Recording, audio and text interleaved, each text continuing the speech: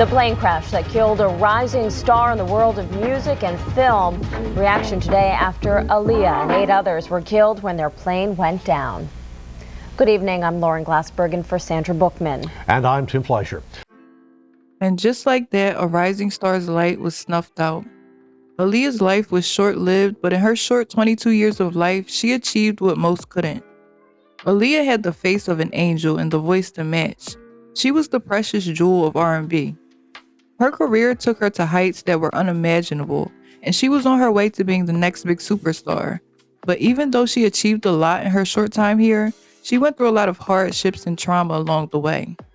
Aaliyah's fascination with music started at an early age, and she gained recognition on Star Search at only 10 years old. She didn't win, but it didn't stop her from pursuing her dreams, and she went on to sign with Jive Records at only 12 years old. The combination of fate and connections got her foot in the door, because her uncle Barry Hankerson owned Blackground Records, and he was also married to Gladys Knight, so Aaliyah took advantage of the opportunity that was right in front of her. Aaliyah's first debut album dropped May 24th, 1994. She was only 15 years old.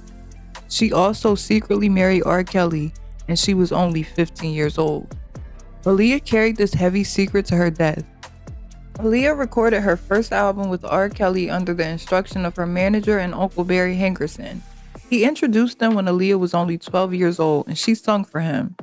Little did young Aaliyah know she was being walked into the lion's den.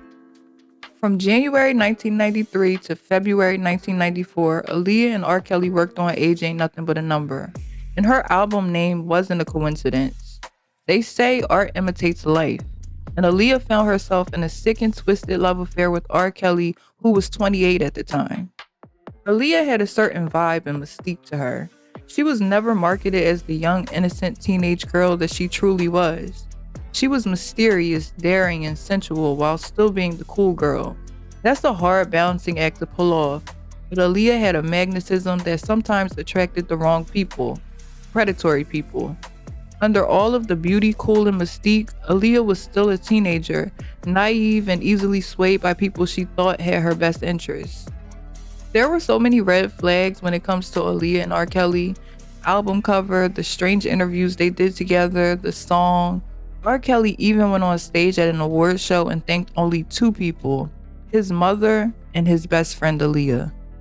Most of all, I'd like to thank 2 very special people in my life. That's my mom, who is in heaven enjoying Kelly right now, and my best friend in the whole wide world, Aaliyah. Give it up, y'all. Thanks. The fact that no one knew anything doesn't compute to me. Aaliyah's own mother said that R. Kelly was the start to all of Aaliyah's problems.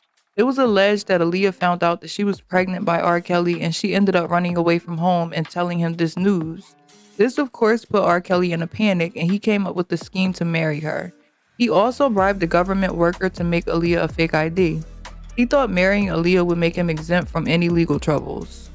Aaliyah ended up getting an abortion, and with the help of her parents, got the marriage annulled 7 months later. Was there any truth to your marriage, or was that just... Well, I will answer the question for people who want to know I am not married. Were you ever, or... Well, I'm not going to really add fuel to the fire. Aaliyah was possibly one of R. Kelly's first victims.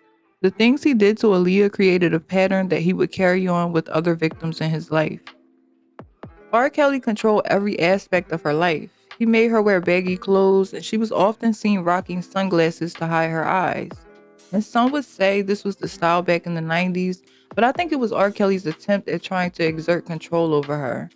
He made his mark on Aaliyah from creating her first album to having an inappropriate relationship with her. It really makes you wonder who was there to protect her. Why is it a common theme for young girls to get violated in the music industry and in Hollywood? Aaliyah stated herself that her family went everywhere with her during her career. They were there for big moments and every other moment in between. So where were they when she was being taken advantage of by R. Kelly? It was said that R. Kelly's and Aaliyah's relationship was an open secret, and Aaliyah ultimately had to exchange her innocence for a career, and allegedly, her family knew and turned a blind eye because success was the ultimate goal. But whatever Aaliyah went through with R. Kelly traumatized her, and she never spoke on it again, not even to the people closest to her. Aaliyah was put in a weird predicament because the man that abused her helped create her first big album. I can only imagine how R. Kelly tried to gaslight her and make her feel like she needed him. but in reality, she didn't because she went on to achieve bigger and better without his help. After the scandal, Aaliyah put her focus back onto what was important, and she went on to tour and she enrolled into the Detroit High School for the Fine and Performing Arts. Aaliyah faced a lot of backlash because of her relationship with R. Kelly, while he faced little to none at all. Producers didn't even want to work with her because of the scandal, so she ended up giving some up-and-coming producers a shot, who we all know now as Timbaland and Missy Elliott. It's like the stars aligned when they connected because the chemistry was magic. Missy and Timbaland were only supposed to produce one song, but one turned to 8, and they ended up producing, in my opinion, her best album, Oneinamillion. Her sophomore album dropped before she was even 18 on August 26, 1996. Timbaland and Missy were different. They put Aaliyah in a class of her own when it came to her sound. It was experimental and funky, and together they reinvented R&B. And this became Aaliyah's defining sound, and it fit. She was coming into her own with her sound and look. Oneinamillion was just another stepping stone leading into her greatness. And Timbaland and Missy went on to become two of the biggest producers in the game. Everyone who ever knew Aaliyah said something about her determination and work ethic. She was so young with a hit album, and she still managed to graduate high school with a 4.0 the following year in 1997. The moment that really solidified her was when she performed Journey to the Past at the Oscars for the Anastasia soundtrack. Aaliyah smashed barriers down because before her, it was unheard of for the Academy to even have a black R&B artist on the Oscar stage, and she was also the youngest African American female to perform there. This performance gained her a lot of attention.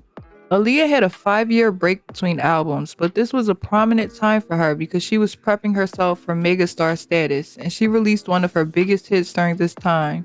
Are You That Somebody was by far Aaliyah's biggest song. It appeared on the soundtrack for the movie Dr. Dolittle, and Timbaland said that Aaliyah didn't like the track at first, but eventually he convinced her to record it. The track was of course different, with Timbaland's stamp on it and Aaliyah's soft and sexy vocals, and once again they made magic. And Timbaland said it was recorded and mixed in only 9 hours. This became Aaliyah's most recognizable song and video. It went on to be nominated for several awards. It was no surprise that Hollywood producers were knocking on Aaliyah's door. She had the crossover appeal and the it factor for Hollywood and music. Plus, she already accomplished so much in just a short amount of time, so her becoming an actress was a no-brainer. Aaliyah landed the role of Trish O'Day in her first movie, Romeo Must Die. She starred alongside Jet Li. The movie was loosely based around Romeo and Juliet, and instead of feuding families, it was about feuding gangs, and Jet Li's character, who's an ex-cop, unexpectedly falls in love with a rival mobster's daughter. The movie debuted at number 2 in the box office, which is pretty impressive because Aaliyah had no prior real acting experience. And even though some critics had some harsh words for the movie, Aaliyah's presence shined through. She received a lot of praise because of her acting skills, especially since she was a first-timer. Nice to meet you. How are you feeling? You feel like the big princess tonight? I'm feeling like the princess of the night. Aaliyah's co-star role in Romeo Must Die opened the door for her to be heavily involved in the movie's music, so she became executive producer of the soundtrack. She released 4 tracks for the movie, the most popular one being Try Again. This became the lead single for the movie, and Try Again achieved commercial success, and it was the first single to reach number 1 on the Billboard 100 based strictly off of airplay. Aaliyah won multiple MTV Music Awards, and she was even nominated for a Grammy for this single alone. She was becoming a triple threat, and everyone's seen it. Aaliyah had so many movie roles coming in, the last thing she signed off for was set to be filmed in 2008. That's how many roles she had. Sadly, we didn't get to see Aaliyah graced across our screens in different movie roles and winning Oscars, but she did get to finish her second and final role, the Queen of the Dam. She played the bloodthirsty Queen Akasha. As always, Aaliyah killed her role as Queen Akasha, and the Queen of the Dam was just another testament to her star power. But unfortunately, Aaliyah died before the movie came out. Aaliyah was at the height of her success when she died. Her public and private life was blossoming. She was in love, dating co-founder of Rockefeller, Dame Dash, and even though she kept her life private, they would be seen out together numerous times before her death. Dame even claimed that they talked about getting married. Aaliyah was in the prime of her life. The world was at her feet, and not only was she the princess of R&B, if she lived, it's no doubt in my mind she would have been a huge movie star. Aaliyah just had it like that. She could do anything. She was a natural. And to this day, people are inspired by her music, her timeless beauty and style, and what made it even better was that she had the personality to match. Aaliyah created a lane all to herself, and I doubt we will ever see another like her in this lifetime. I feel like there's a lesson in everything. And though Aaliyah's life was short, she did what was damn near impossible while facing adversity and trauma. She still managed to push through and become the star she was meant to be. And she wasn't even close to done. But the time she did have here, she wasted none of it. And she fulfilled her purpose and made her mark on the world through it all. So when you think about it like that, it makes the what ifs not that bad. She came, saw, and conquered. And for that, she will always be iconic in my eyes and truly one in a million. If you guys like this video, let me know by giving me a thumbs up. And if you loved it, let me know in the comments. And don't forget to subscribe to Gossip Snob. And I'll see y'all in the next one. Bye.